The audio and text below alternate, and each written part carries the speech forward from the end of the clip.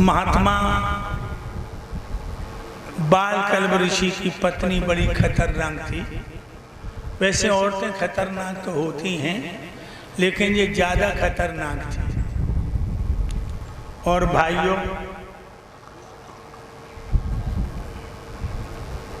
बात बात पर गाली देना,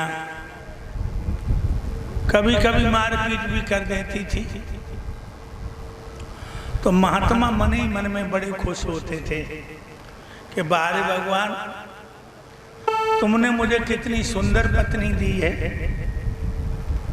जो हमें अपने से दूर हटाती है, और अगर कहीं ऐसी पत्नी दे देते कि हमें ही अपनाती रहती तो मैं प्रभु तुम्हारा भजन नहीं कर पाता। समझो, पत्नी गलत मिल गई तो खुश हैं। तुलसीदास की पत्नी रत्ना जब ये रात में पहुंचे हैं तो उसने भी खुल के कहा कि जो प्रेम तुम मेरे चाम से कर रहे हो, जो प्रेम तुम राम से कर रहे हो। एक महात्मा जी थे, उनकी पत्नी मर गई। बैठ के कहने लगे, बारे भगवान, तुम्हें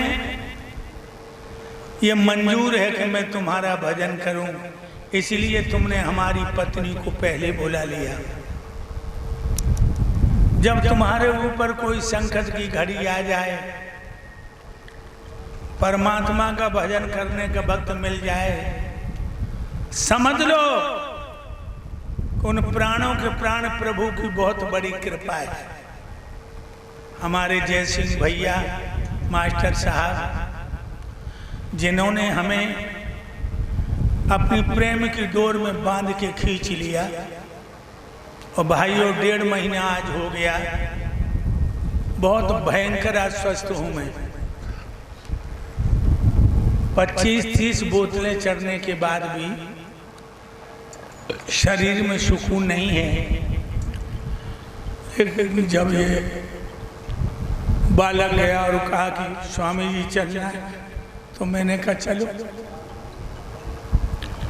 क्योंकि कहें कबीर जी काया खोटी, कबहू दुर्बल कबहू मोटी। ये शरीरम व्याधि मंदिरम, ये शरीर बीमारियों का घर है। हमें सिर्फ एक ही बीमारी है, बैठने की।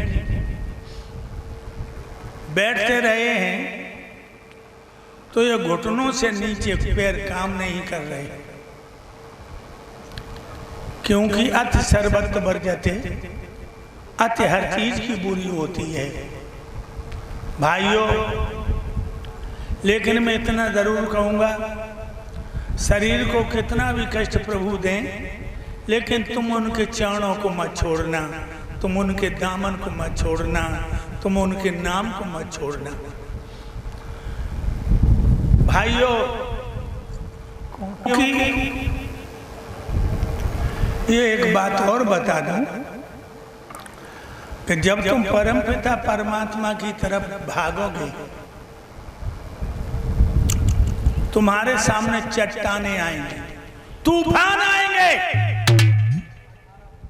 आंधियां आएंगी,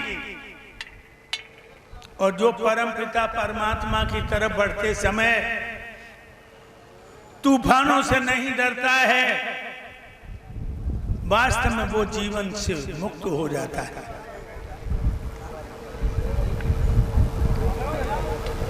भाइयों,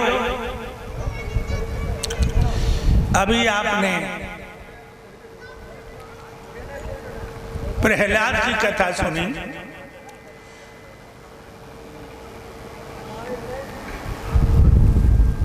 प्रहलाद जब परमात्मा के रंग में रंगा, कोई दुश्मन नहीं बना, उसका बाप ही बन गया, बाप बन गया।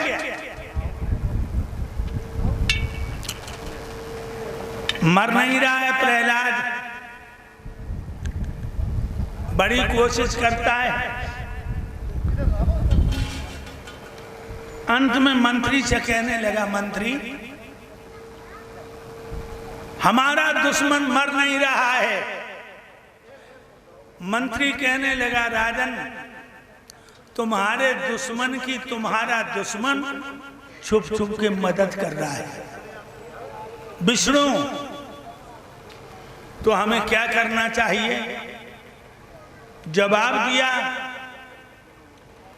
एक लोहे का खम गरम करवाओ और इतना गरम करवाओ कि सुर्ख लाल आग का रूप, और जब 5 वर्ष के बच्चा को बाई से बिठा दो, धुआं उड़ जाएगा,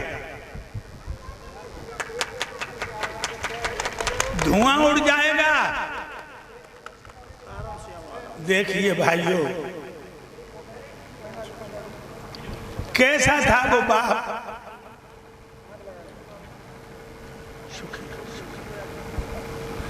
अपने 5 वर्ष के बच्चे को अग्नि में जलाने को तैयार हो गया। सामने जिस समय बच्चे को लाया गया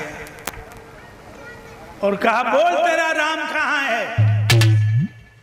तो प्रहलाद कहने लगे, मेरा राम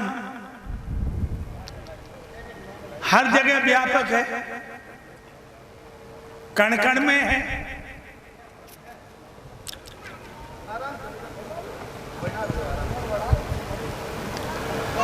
पंडाल में इतने भैया बैठे हो, क्या वास्तव में भगवान कण कण में है? इतने भैया बैठे, इतनी बहनें बैठी, क्या भगवान कण कण में है? नहीं, भगवान कण कण में नहीं है। कण कण भगवान में है। अगर मछली ये कहे कि समुद्र मेरे में है तो कितनी बड़ी बेवकूफ है। मछली में समुद्र नहीं है, समुद्र में मछली है। ध्यान रखना। उसने तलवार मारी है,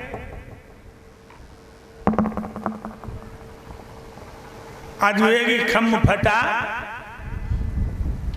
और नरसिंह भगवान प्रकट हो गए। बोलो नरसिंह भगवान की जय। इतना सर मनुष्य का और नीचे वाला धड़